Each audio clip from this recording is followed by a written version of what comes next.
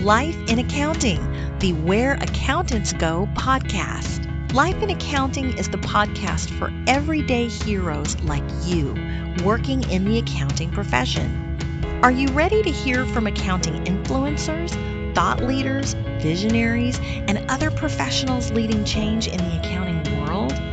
Then stay tuned for Mark Goldman, a CPA, the owner of Where Accountants Go, and your host. Welcome to Life in Accounting. There's always a point that money does not motivate employees. And I reached the point where I really wanted to give back. And this was a wonderful opportunity to help people.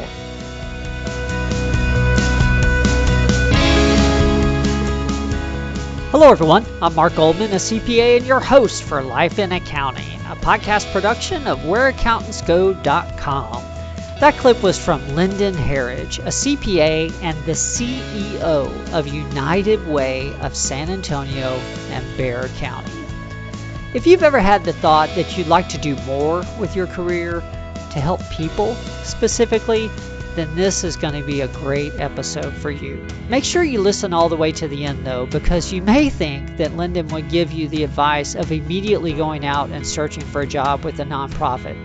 That's actually not quite what he recommends though. He has some very sage advice for those looking to make a difference. Yes, it may involve the nonprofit community for you, but maybe not quite the way in which you think, or maybe not in exactly the timing that you may think. Lyndon also has a great career story for us. We cover how he started very much in the for-profit world and then transitioned to United Way because he saw how much one of his friends and colleagues enjoyed their position with United Way in another city. It's definitely a great story of finding fulfillment, doing something that matters to you personally. If you do find value in this episode for yourself, please check us out online. You can find us at whereaccountantsgo.com. We have all kinds of audio and written accounting career-focused materials, blogs, we have books, and of course all our other podcasts, and even a few tools for employers as well. If you are an employer and you are in the mode of hiring for accounting positions, one publication that may interest you is our ebook called Hiring for Accounting, a comprehensive guide to successfully filling accounting positions. It's a 45-page ebook that tells you everything you need to know to successfully fill accounting positions. Once again, you can find that on our website at whereaccountantsgo.com. With that, let's go ahead and get started. Here's Lyndon Herridge, CEO of United Way of San Antonio and Bexar County.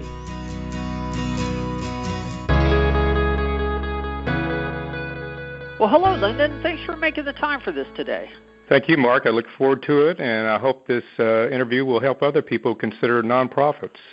Wonderful. Well, for the audience, we have Lyndon Herridge on the line with us today, and I specifically asked Lyndon if he'd be willing to share a story with us because he is currently the CEO for the United Way of San Antonio and Bexar County, and he also happens to be a CPA. We haven't had very many CEOs on the program that actually started their careers as accountants, and definitely not many that weren't basically running their own small accounting practice, and therefore were CEOs. So this is going to be a very valuable episode for us, and frankly, it's a rare opportunity. Lyndon, before we get into your current role, let's start at the beginning like we do with all our guests.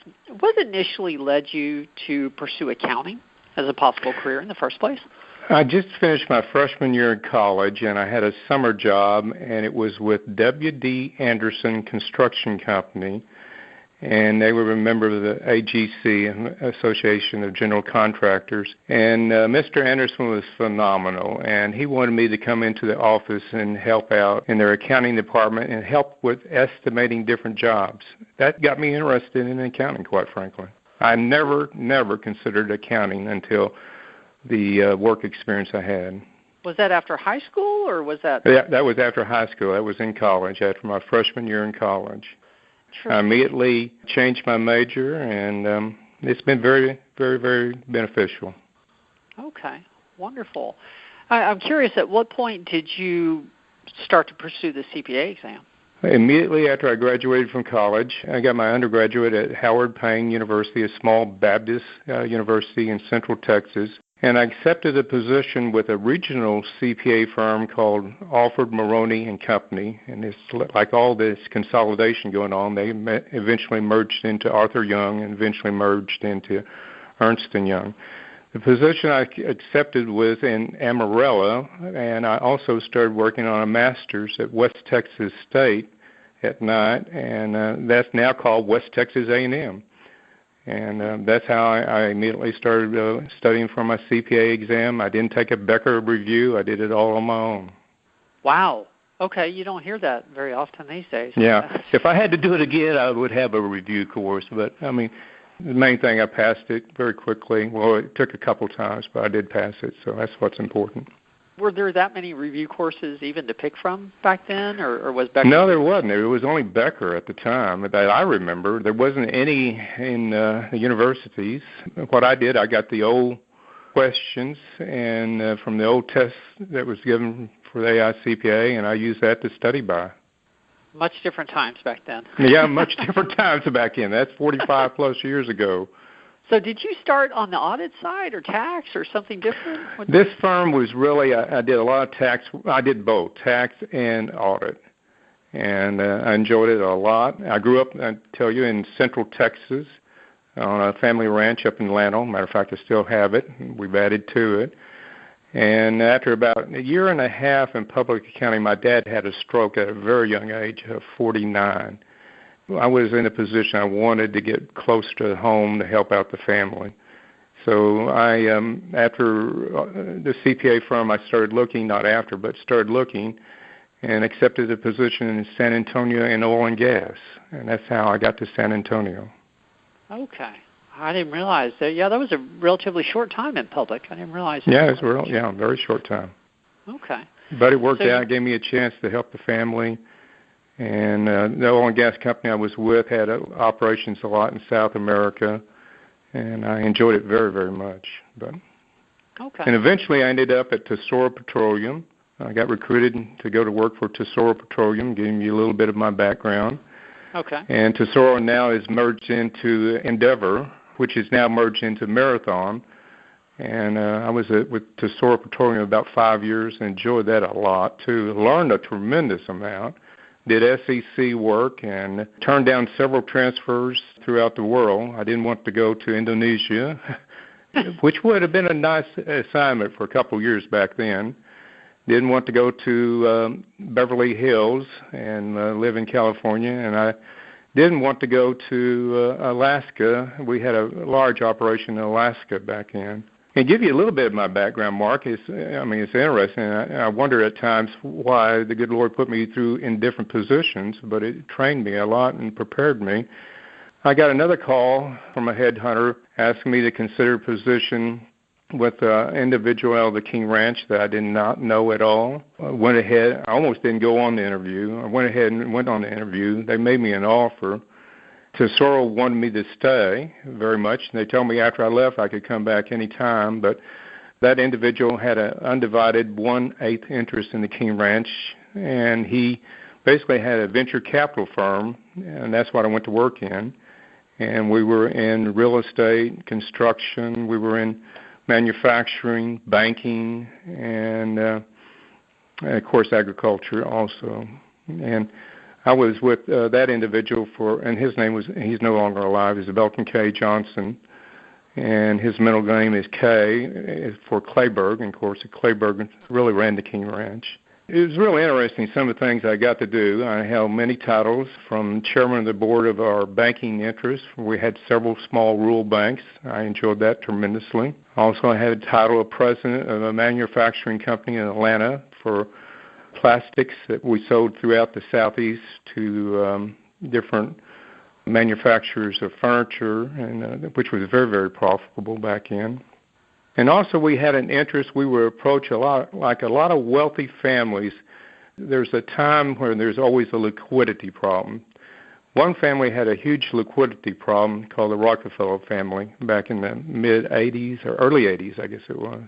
And the Rockefellers, Jay Rockefeller was running for Senate and needed money for his senatorial campaign. And Winthrop Rockefeller, one of the brothers, had died in Arkansas, and they needed money to handle his estate taxes. And B. Johnson always had a close relationship with the Rockefellers. And matter of fact, we shared one of their trust attorneys, ran a bunch of trusts for B. Johnson, too. And we were approached about buying in to the Rockefeller Family Holding Company. And even my sons don't even know about this. They were shocked when I told them about it a couple months ago. One of the best investments we ever made. Spent much time in Manhattan, attended meetings on the Rockefeller Group and on their family investments. Learned a lot. There's a lot of history, just like there's Rockefeller history, and there's a lot of Texas history through the King Ranch. But that gives you a little bit about my background. And interesting enough, and I think this happens to a lot of individuals, I had reached every goal I wanted to reach at that point, and somehow, you say, that's not really what I really want to do. And I was about 42, I think, 41 or 42 at the time. And my old boss had been active in United Way. And matter of fact, Dr. West, who ran Tesoro Petroleum, was active in United Way, ran the local United Way campaign. My old boss ran the local United Way campaign one year. I got a call from the president of United Way that I knew very, very well and respected tremendously. His name is Howard Nolan. And said, Lyndon, we got a position that's going to come available down here, and we'd like you really to consider it. And my first response, and Howard will remember this very well, we talked about it several times, my first response was, no, Howard, I don't think I want to do that. I'll be happy to be on your board, but I don't think I want to do that. I had another very close friend who was a banker, and he was telling me about his wife, and this banker was in Dallas, just accepted the position and how much he really, really enjoyed it as the CFO. And she had accepted the position with United Way of Dallas. And I got thinking about that, thought about it for 6 months, called Howard up and said, yeah, I'll consider the position. Make a long story short, accepted the position as CFO. Within a year, I was told that we want you to consider replacing Howard when he retires. And I said, no, that's not my deal. I'm going to help Howard retire.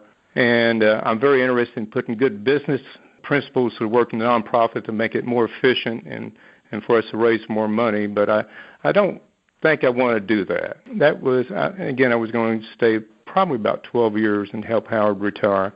Kept talking, they did to me, ended up, I've been there, I'm in my 28th year. I came on as a CFO, and then I progressed based on things I learned in my prior life, running companies, working on the audit side, the tax side. I knew how to be a management consultant and improve processes. That's what we did, continually improve the processes at United Way. We became phenomenally successful. We raised more money every year. We hit a high under my leadership of $56 million. And philanthropy is changing right now. The way we give money, and companies are changing, but companies are very, very supportive of our community. And we became the leader in the nation, especially in San Antonio. It was important. We wanted to be efficient, and they set a goal for us to have an overhead of under 10%. At the time, this is 20-some-odd years ago, we had an overhead of 11%, something like that. We lowered our overhead. Matter of fact, we got it down to 6% a couple years ago. We led the nation having the most efficient overhead, most efficient United Way in the nation. And at the same time, we're very innovative in the way we allocate money to nonprofits, and we try to use good business principles. We're looking for a true return on investment. In other words, we want to see changes in the community that are sustainable changes.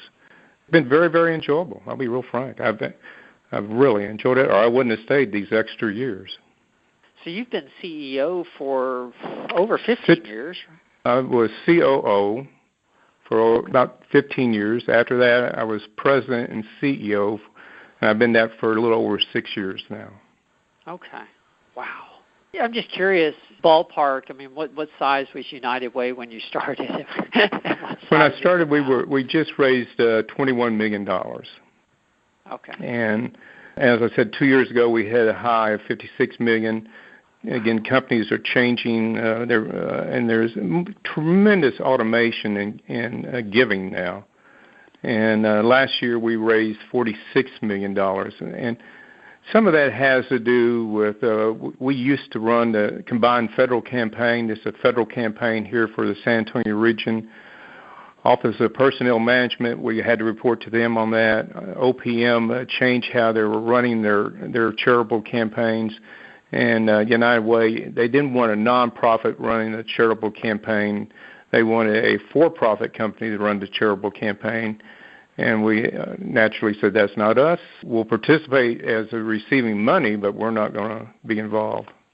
Well, you did answer one of my major questions. I was curious how someone, frankly, very entrenched in the for-profit world, I mean, even to the extent of doing SEC reporting at one point, becomes so involved with United Way. You know, you reach a point in life, and this is true, money doesn't motivate. There's always a point that money does not motivate employees. And I reached a point where I really wanted to give back. And this was a wonderful opportunity to help people. Now, I don't like providing direct services, so to speak. In other words, helping with the food bank and helping because it breaks my heart to see the number of people we have hungry in our community and across the United States. I'm much better at making sure there's money and much better making sure that is given to the organizations that need it to produce change. And everybody has a niche in life, and that's been my niche. Okay. I'm curious, how did you need to grow personally, or what skills did you feel like you needed to develop going from CFO to COO or through COO to president? You know, that whole transition, because those are obviously very different roles. Yeah, it is. There's no doubt. As a CFO, you've got to be very creative in the way you look at companies and come up with suggestions. I always wanted to improve bottom line results.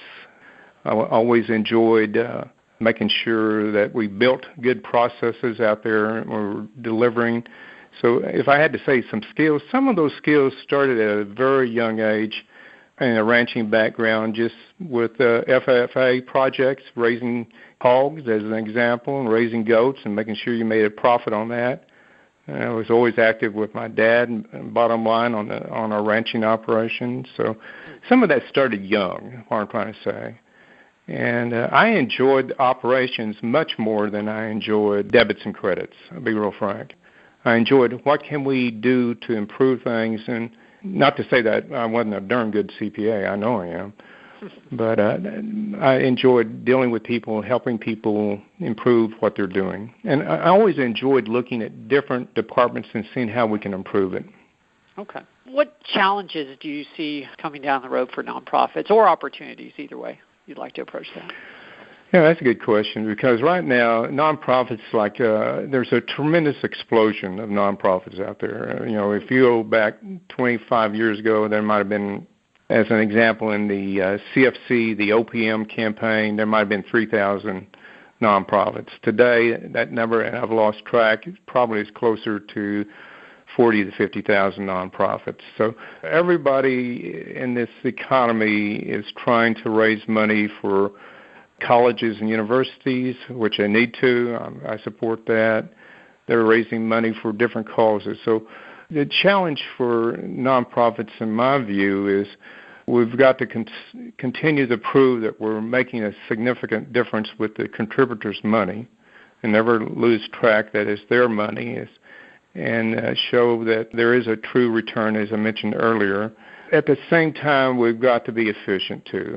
And there's some trends out there, and there's some books that say ignore overhead. That's not the point. It's about the service you're delivering. And that may be true in some communities on a national level, but I think in our community, our citizens and our business leaders hold us accountable for both, and we've been successful at that. So that's going to be a continued challenge going forward. And the other challenge out there is the explosion of for-profit companies that want to go to corporations that handle their charitable distribution of funds.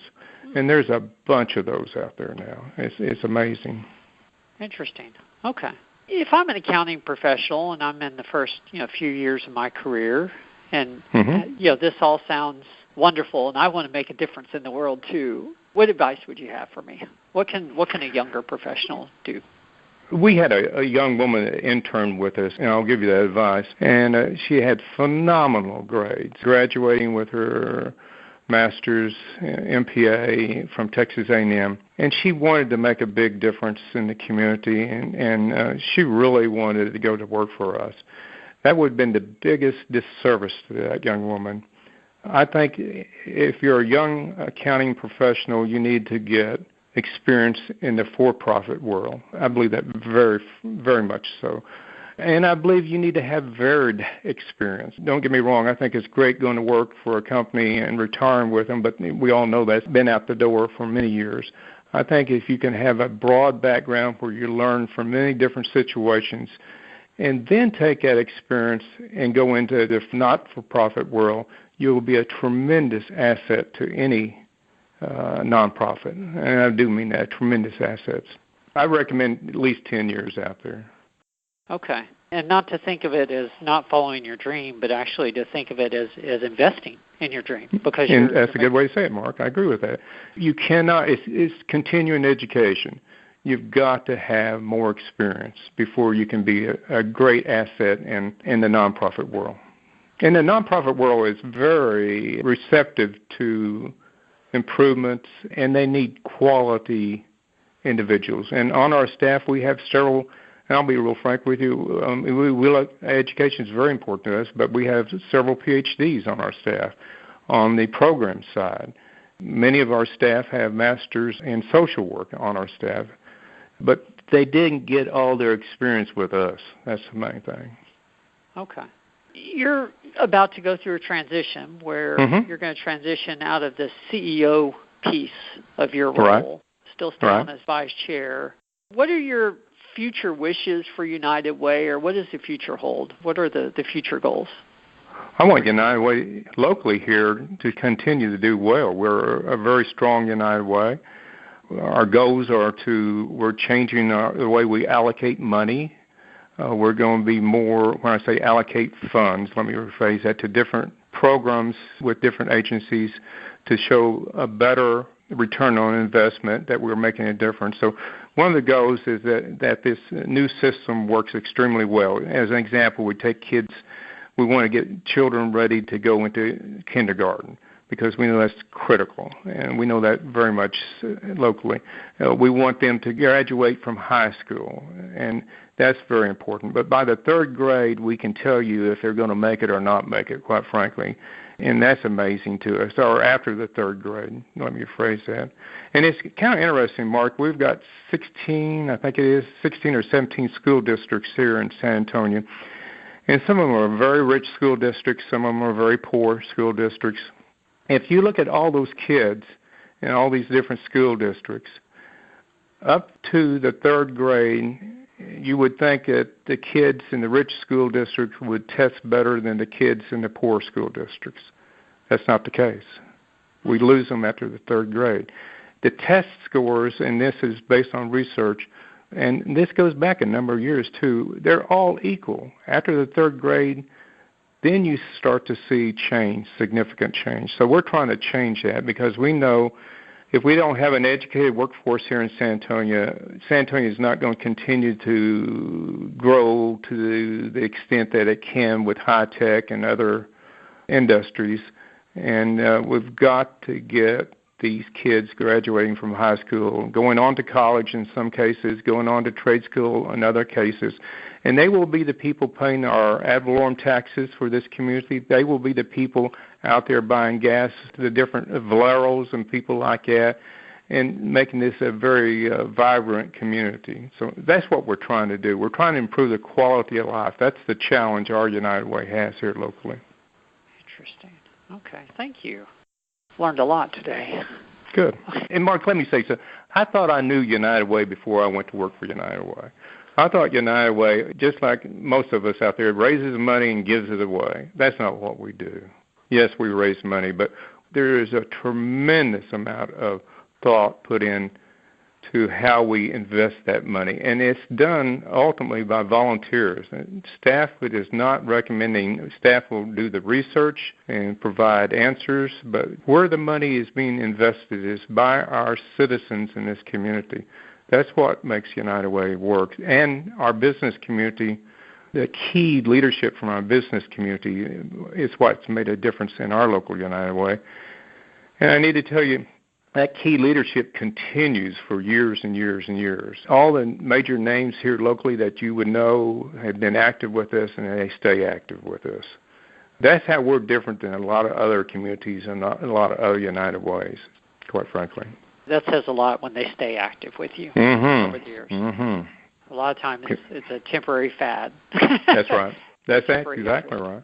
Well, you've had an amazing career, and actually... I don't know amazing, but it's been interesting, okay? And it's been fulfilling for me. And, Mark, I need to address that, too. My personality is I want to help people. I really do. And I want to do it in a professional way. That's very, very important to me. If you don't have a caring personality, nonprofits may not be the best place for you to be, quite frankly. Thank you. That's an important realization, definitely. Well, given what you know now and at this point in life, if you could go back in time and give your younger self just one piece of critical advice, what do you think that might be? I've thought about that a lot because I have two sons, and they're both pastors, and they both have great educations. Continually, my wife and I preach to them. There's two pieces of advice I give. Number one, and I give this to myself, if I had to do some things over again, I would not have pushed myself as hard as I did early in my career, the first 10 to 15 years of my career, putting forth the extra effort. I think you need to have a well-balanced life. And don't get me wrong, we do have, my wife and I, we have a well-balanced life, but it's real hard sometimes to push yourself too hard and not to enjoy those early years more. We always took vacations. We always did a lot of things with our sons. If I had to do one thing over, I'd like to have more time with my sons. That goes so quickly. I can't begin to describe how quickly that goes. But the other thing, and most people know that too, but the other thing I would do too is I think it's very important for anybody in any different field to have flexibility. Just because you graduate from college and you think you're not going to do this or you're not going to do that, you'll probably end up doing some of that stuff. So be very flexible and have very many different routes that you can go with your career. Because when I graduated from college, I never in my wildest dreams thought I'd be doing what I'm doing. Never. Yes, I can relate to that. Okay. Well, I end every podcast with the same three questions, and I want to be respectful of your time, so I want to go ahead and get to that. The first one's usually the easiest. From a career perspective, what's been your proudest moment? I think my proudest moment, I don't know if it's a proudest moment, but one thing, I'm known for integrity, and that's very important to me. I'm going to give you a straight answer, and you can trust that answer. I don't care if it's dealing with employees, I'm being consistent with employees, if it's dealing with investors in my whole life, or if it's dealing with contributors now. There's not a doubt of the integrity and the desire to be very professional in what I do. Very important. Tell us about a mistake you've made and what you learned from it, because that's what we really want to know. But the bigger, the better. Okay, I'll be happy to. I think the biggest mistake I've ever made is using my value systems and the way I look at life to try to motivate other individuals and be real specific in what I'm talking about. Early in my career, like every kid coming out of college, you want to make the most money you can make. Money does not really motivate. It took me 10 years to learn that, but money really doesn't motivate. It's the way I handle raises and promotions for individuals. Certain individuals, I would have slowed that down more. I think I moved them along too quickly, perhaps. That's different than maybe some people would answer, but I think you have to look at the situation, and at some point, again, your personal motivations and things that will spur you on doesn't necessarily apply to other individuals. And that works with my sons. I'll be real frank, too. I cannot believe, and I'll give you a personal example, I cannot believe my sons know that I take care of vehicles. I don't care if it's a ranch truck or if it's my truck here or my personal automobiles here, my wife's, they're in top shape. That's very important to me. My sons, it's not quite that important to them, but they have other things that's important to them, more so than I do. So to this day, it still bothers me their car is not clean inside and out, even though one son has young children, and that's hard to do. I know that. I'm laughing because my father was the exact same way with his cars, and I'm like your sons. Yeah, I cannot begin to describe how it frustrates me. I just don't understand that. Oh, my gosh. That's good. Well, thank you for the other comment, too, about promoting people too quickly, because I didn't see that was where you were going at first, which is why I paused. But, yes, that can damage people's career when you move them ahead. They were good people, don't get me wrong. I think they could have seasoned out a little more, and they've been much, much better. I really do believe that. Sure. Just looking back and not mentioning names, but looking back on certain individuals. Well, last question, and then we'll go ahead and close it down. Okay. What is the best piece of advice that you have ever received? I guess the best piece of advice I've ever received is in a book from a young Navy doctor who was in Vietnam. I'll never forget this. He served his time in Vietnam. He had all intentions going back and opening up a private practice. And after he saw some of the hardships in Vietnam, he went back to Vietnam to help the people. And I never will forget one of the things that he mentioned. And it's kind of emotional to me. It was a poem by Robert Frost. And I thought about it for years and years and years. And the poem was basically, and I'm paraphrasing it, is, the woods are lovely, dark and deep, but I have promises to keep and miles to go before I sleep. And that has helped me tremendously. I can't begin to tell you, because I think we all at certain times in our career get discouraged and we wonder, what am I doing and where am I going? And I thought about the promises I made to different individuals, and I always kept those promises, no matter what. In the business world, it's very important. So to me, that's the best advice. I mean, there's going to be challenges along the way, and we all go through those challenges. And I think our careers are never a straight-up curve pattern. We go up, sideways, and all over, and we're wondering, where are we going with some of this?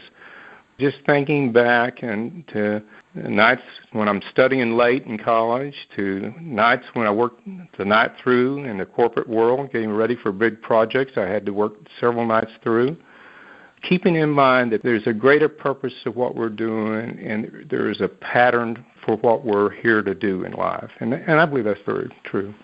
So I hope that helps a little bit. That poem is very, very meaningful to me. And what this young doctor did is amazing to me, quite frankly. Well, I can tell that, keeping your word and doing what people expect you to do and that you promised to do is very important to you. And that's why you are the CEO for United Way. It's been fun. It really has, Mark. And I hope this has helped some individuals consider a nonprofit as a way to go. It's a very rewarding, fulfilling. You're not going to get rich, but, boy, you're going to feel good about what you're doing. I'll be real frank. Wonderful. Yes. Well, that is perfect to end this on. This has been Life in Accounting, a podcast production of whereaccountantsgo.com. If you haven't yet visited our website, please do so. We're going to have the show notes for Lyndon's episode, and plus we have the show notes for all our other episodes, of course. And we'll put some links in there to United Way as well, so if you want to find out any more information about that, you can. Lyndon, on that note, actually, if someone wanted to go online and find out more about the United Way programs and perhaps get involved, where's the best place to go? Well, you can Google your local United Way, and I can guarantee you they'll reach out to you. If you'll contact them, they'll be very interested in getting you involved, and you can get involved in allocating funds. You can get involved in delivering services. We have volunteer center, and we have all United Ways nationwide basically all have a call center or 211 to reach out for help. And just to end it on a positive note, the difference that you make here locally, we helped 600,000 individuals. That makes you sleep very well at night. At least it does for me. So you can make a tremendous difference in individuals' lives. Wow. Wow, that's perfect. Well, thank you, everyone, for joining us this week. We will see you next week.